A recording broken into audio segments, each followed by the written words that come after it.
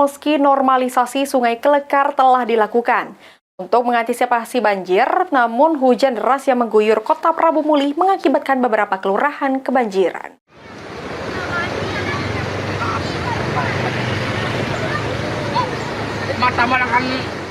Hujan deras mengguyur Kota Prabu Muli semalaman hingga mengakibatkan beberapa tempat di Kota Prabu Muli tergenang banjir. Seperti di Kelurahan Tugu Kecil ini menjadi salah satu daerah langganan banjir setiap hujan deras di musim penghujan. Banjir juga merusak jalan dan menyebabkan aspal jalan menjadi terangkat. Meski banjir terjadi hanya pada saat hujan deras, namun merugikan warga yang rumahnya kebanjiran. Lebih kurang ada 11 kelurahan di Kota Prabu Muli yang menjadi daerah langganan banjir di setiap musim penghujannya. Kini, pemerintah Kota Prabu Muli telah berupaya melakukan normalisasi Sungai Kelekar untuk mengantisipasi banjir. Namun, masih ada beberapa daerah yang menjadi langganan banjir pada saat hujan deras. Hujan tinggi malam tadi, kami bersama anggota tetap memantau terus patroli di daerah-daerah yang rawan banjir.